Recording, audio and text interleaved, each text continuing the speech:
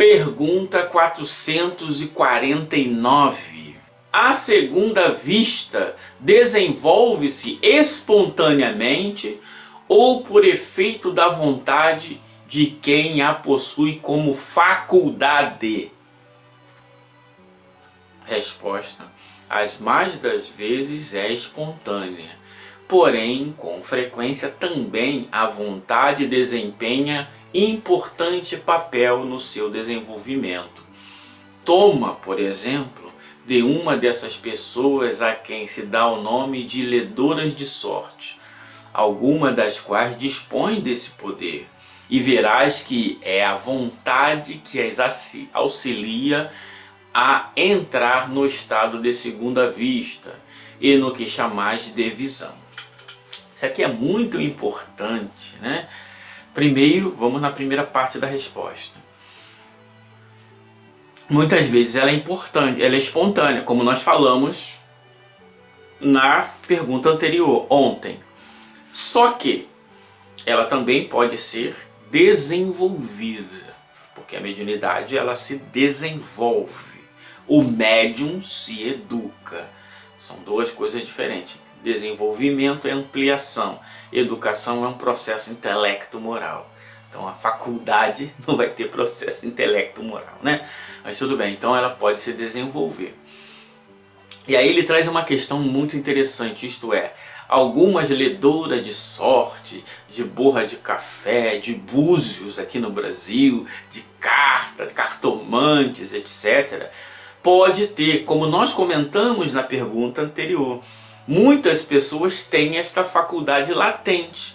Como ela está frequentemente desenvolvendo, exercitando a alma, ela pode ter um certo desenvolvimento da dupla vista. Ah, Jorge, então você está dizendo que os leitores de sorte, de cartomante, de búzios, eles todos veem o futuro, veem a vida das pessoas. Calma, vamos estudar a doutrina espírita. Voltando àquela nossa reflexão. Os profetas eram médiums. Aí as pessoas, né? Vamos botar o meme de novo aí. Aí bota lá, o médium observando, aqui o espírita observando os médiums, de critério, rigor máximo. Aí os espíritas observando as narrativas sobre os profetas, igual um cego. Não. Se médium é aquele que somente bom médium é aquele que somente simpatizando com os bons espíritos são menos enganados, os profetas também foram enganados. Os profetas também se enganaram. Essa é a doutrina espírita na sua expressão mais simples, no seu estado puro. Claro que sobrepõe a isso o igrejismo, as crenças atávicas, etc., né? Então, assim como os médiuns de hoje, Chico Xavier, Divaldo Franco, Raul Teixeira, Eurípides Barçanufo, todos eles foram enganados, todos. Estou dizendo que tudo é engano? Não. Porque bom médium é aquele que foi menos enganado. Se foi menos enganado, foi enganado, né? Porque senão ele diria, bom médium é aquele que não é enganado. Ele não diz isso, ele é menos enganado. Ele diz, médium perfeito é aquele que os espíritos jamais ousariam enganar. E médium perfeito, eles dizem, não existe na Terra. Então pronto, né? Vamos parar por aqui. Então, voltando às cartomantes, se eu devo ter, porque a doutrina espírita tem um estudo sobre as leis da natureza, beleza. As leis da natureza são eternas e imutáveis como o próprio Deus. Então, o mesmo critério, o mesmo rigor que eu tenho que analisar Chico Xavier, o pai não sei o que da Angola, eu tenho que analisar Isaías, Jeremias, todos esses profetas. Assim também como eu devo analisar com o mesmo rigor, com a mesma justiça, com a mesma equidade a mãe de não sei que da Aruanda, mãe menininha de não sei da onde, pai não sei o que de não sei o que, o místico de não sei da onde. É a mesma coisa, é a mesma faculdade, porque são seres humanos igual a nós. Então essa é a diferença. Então os médiuns da doutrina espírita podem ser dotados de dupla vista, e a cartomante, a leitora de búzio, também. O que vai diferenciar é o uso.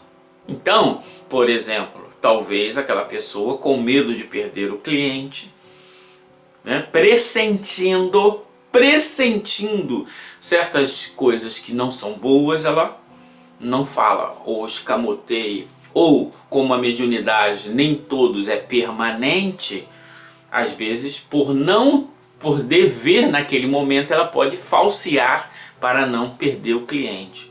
Tudo isso acontece na leitura de búzio, na reunião mediúnica do Centro Espírita, na reunião mediúnica da Federativa, e acontecia também com os profetas. Muito mais com os profetas, porque na maioria do caso era retrocognição, são escritos de um período narrando períodos do passado. Então a tendência é a narrativa ser perfeita, mas não existe isso.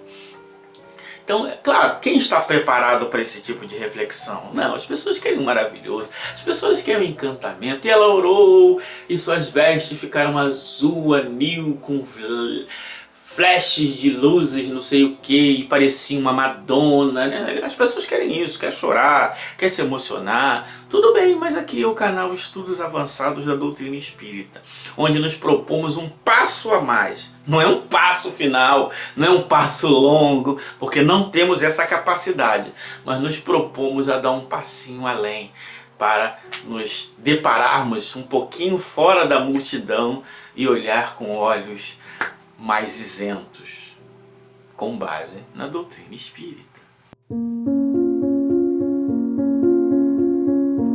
Comentando os comentários dos comentadores do além.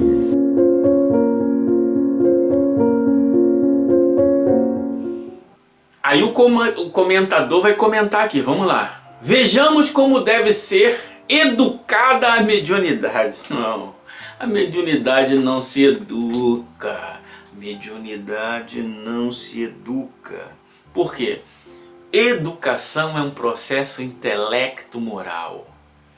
É um conjunto de hábitos adquiridos. Meu olho não tem hábito. Meu olho pode ter condicionamentos, não hábito. Minha testa, ela pode ter condicionamentos. Meu músculo pode ter condicionamento, não hábito.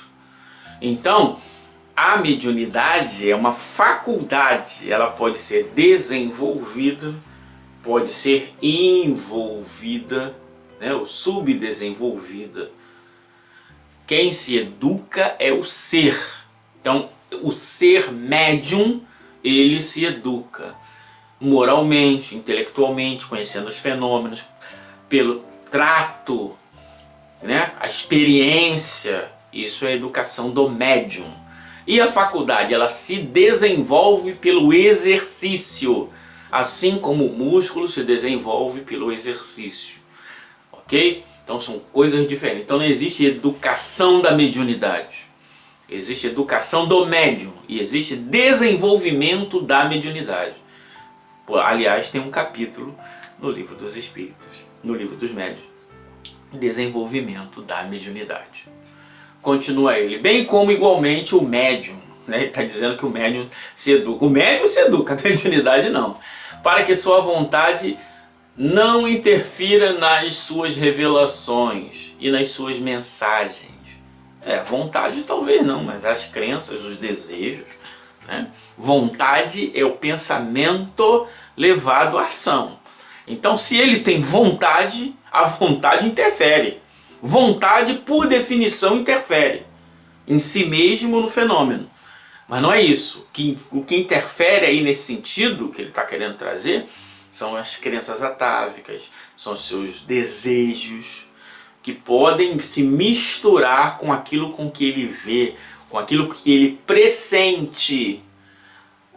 Tudo isso. Então, essa é a questão da diferença. O espírita, não, é filosofia espírita, mas o espírito não tem um mínimo de rigor, não tem um mínimo de coerência conceitual. E coerência conceitual com a doutrina espírita. Se ele quisesse, filosofia espiritualista, tudo bem. Aí ele pode sair chutando o que ele quiser. Filosofia esotérica, tudo bem. Mas filosofia espírita, doutor, tem que usar os conceitos da doutrina espírita. Social para Marx não é igual social para Vygotsky, não é igual social para Piaget. Dialética para Marx não é igual dialética para Hegel, que não é igual dialética para Platão. A palavra é a mesma, mas a ideia é diferente. Então, temos que tomar cuidado com esses comentadores. Infelizmente, o que mais tem na internet são comentadores como esse daí. Nesse caso aqui, o que nós estamos usando muito aqui é o espírito Miramês, né? Que quer falar de filosofia espírita. Não tem nada contra a pessoa, né? Ou pessoa não, contra o ser Miramês. Mas, como o nosso processo é de educação, é a pedra de toque, vamos comparar sim, sempre. Aí continua ele. Isso é muito sério. Os canais mediúnicos devem estar livres. Ali ele está usando outro termo esotérico, né? Se ele podia falar, olha, o médium deve evitar o máximo, o mínimo de interferência possível dos seus materiais cerebrais. Claro que é impossível estar totalmente livre. Não existe comunicação mediúnica que não existe um colorido do médium. Assim como eu posso pegar aquela coador de café de pano, lavá-lo, bem usado, lavá-lo. Se eu jogar água ali, não vou dizer que vai sair água pura do outro lado, não sai. Então tem o coador totalmente sujo, cheio de café, de pó. Tem aquele que está sem pó, mas sai. Tem aquele que está lavado. Somente aquele que nunca foi usado que poderia sair. Mas nesse caso é como se fosse sem médium. Então essa ideia de os canais, né? Parece que tem, né, mesa de som, né? Vários canais. Não, é a comunicação. É o pensamento do comunicante e o receptor, o médium. Essa ligação, o médium deve interferir o menos possível. É isso, canais mediúnicos. Parece que tem um negócio, né? Quem assim não entende, parece que tem um negócio diferente aí. Não. Para não serem acompanhados com os canos que servem à limpeza da cidade, mas sim como condutor da água potável. Meu Deus, tá bom.